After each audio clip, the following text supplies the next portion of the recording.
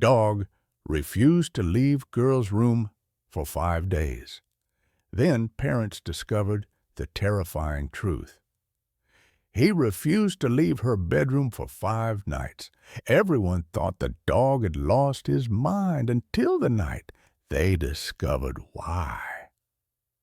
Let me tell you about the moment that changed everything.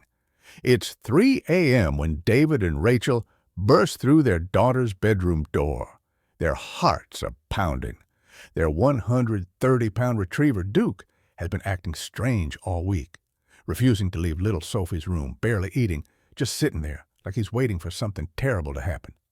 The neighbors whispered concerns. The veterinarian found nothing wrong, but nobody could have predicted what Duke already knew. Picture this: a massive dog sitting in the shadows of a concrete kennel. Day after day he watches families arrive with hope in their eyes. But when they reach his cage, something changes. "He's enormous," a woman mutters, steering her children away quickly. "Look at how he's limping. Probably has expensive medical issues," a man says, already moving on. The shelter volunteer sighs as she fills Duke's water bowl. "Almost 9 months now," she tells him softly. "You're a tough sell, big guy. People see your size, those old injuries, and they just keep walking." Duke doesn't understand why his former owner left him at that gas station. He doesn't understand why the car drove away without looking back. All he knows is the cold floor beneath him, the echo of his own breathing, the sight of smaller dogs, younger dogs, leaving with families while he remains.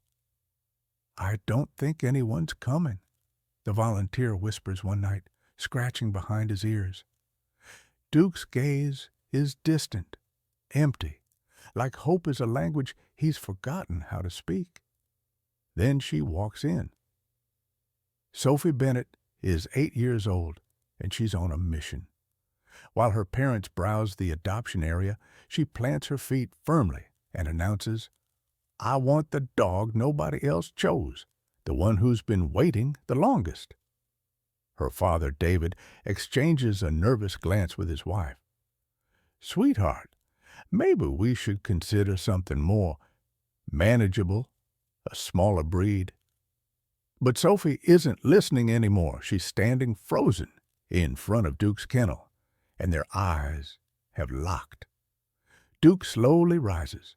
For the first time in months, something flickers in his expression. Recognition, hope, purpose.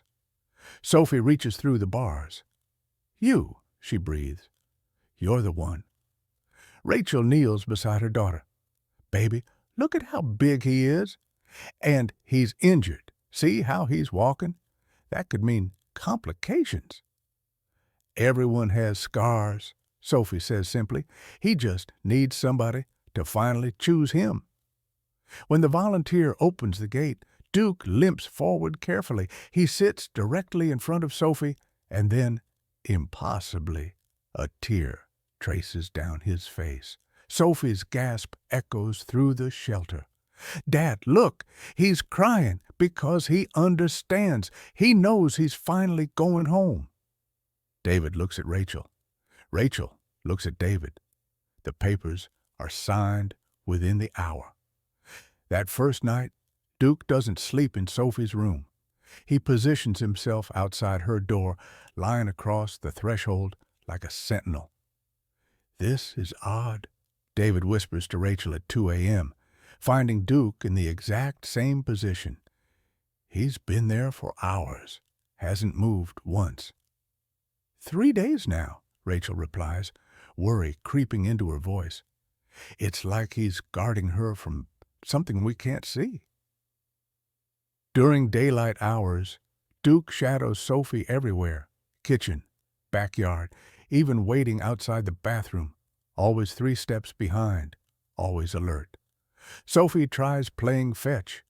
Duke retrieves once, then immediately returns to his station beside her. "It's unnatural," Rachel says. "This isn't normal dog behavior. It's like he knows something we don't." David waves it off. "He's settling in. Finding his place, give him a few weeks. But Duke isn't settling in. He's preparing. One quiet afternoon, Sophie offers Duke her most treasured possession, a stuffed animal she's had since she was 3. "So you won't feel alone anymore," she tells him gently. Duke takes it carefully in his mouth, and for the first time since the shelter, his tail moves, really moves. Sophie wraps her arms around his thick neck. "You're everything to me," she whispers. That night, Duke lies with the stuffed animal between his massive paws, still outside her door, still watching the darkness, still waiting.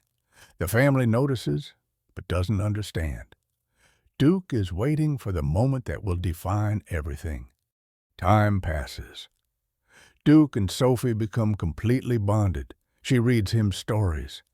He rests his head on her lap, listening to every word. She shares her cereal. He gently licks her fingers. "I've never witnessed a dog this tender with a child," Rachel admits one morning. David nods, sipping his coffee. "I misjudged him completely. He's extraordinary." Every evening, Duke claims his spot at the foot of Sophie's bed, his massive frame taking up half the mattress. "Sleep tight, Duke," she murmurs into the darkness. The veterinarian gives him a clean bill of health. Strong heart, good vitals. He's in excellent shape. Life feels perfect, but perfection is about to shatter. 3:14 a.m. Duke's head snaps up. Something is very, very wrong. Sophie's breathing has shifted, rapid, shallow, irregular. Duke leaps to her side instantly. Her body begins jerking. Small spasms at first, then more violent. Her eyes are half open, but seeing nothing. A seizure. Duke erupts into desperate barking, loud, urgent, relentless. David jolts awake. What in the world? Duke is scratching at Sophie's door, barking with an intensity that sounds like panic. "Something's happening! Move!" Rachel screams. They throw the door open. Sophie is convulsing, her small body trembling uncontrollably, lips losing color. Duke stands over her, barking continuously, gently pawing at her arm as if trying to wake her. "Sophie!" Rachel's scream pierces the night. David's hands shake as he dials. "Emergency! My daughter! She's having a seizure. 8 years old. Please hurry." Then, as suddenly as it began, it stops. Sophie gasps for air. "Mommy?" Rachel collapses beside her, sobbing. "You're here. You're with us." The paramedics arrive in 7 minutes. "Febrile seizure from a rapidly spiking fever," the lead paramedic explains grimly. If it had gone unnoticed. He doesn't finish the sentence. David drops to his knees beside Duke, tears streaming freely. "You knew. Somehow, you knew." Duke's tail gives one slow, deliberate wag. At the hospital, the doctor is blunt. "The seizure could have turned fatal without immediate intervention. You're incredibly fortunate your dog alerted you." Rachel buries her face in Duke's fur. "You were her guardian angel all along." That night, everything becomes clear. Duke wasn't just a pet. He was Sophie's protector, her silent hero. Sophie is 10 now. Duke is aging, his limp more pronounced, his muzzle showing silver. But every single night, he sleeps beside her bed, still watching, still protecting. "You saved my life," Sophie whispers to him in the darkness. Duke licks her cheek, his gaze gentle and warm. The Bennetts now volunteer at the shelter, sharing Duke's story with anyone who'll listen. "We walked in thinking we were saving a dog," Rachel tells visitors. "We had no idea he would be the one saving us." Here's what most people don't understand about rescue dogs. They're not damaged goods. They're not broken or defective. They're survivors, warriors, angels wrapped in fur. The dog everyone rejected became the hero everyone needed. In Sophie's words, "Duke isn't just my dog. He's my miracle." So ask yourself, Should we judge rescue animals by their past scars, or should we give them the chance to become someone's miracle? The answer might just save a life, maybe even yours. If this story touched your heart, do me a favor. Hit that like button if you believe rescue dogs deserve a second chance. Subscribe if you want more incredible true stories that restore your faith in the bond between humans and animals. And share this video with someone who needs to hear it. Maybe someone thinking about adopting, or someone who just needs a reminder that miracles come in unexpected forms.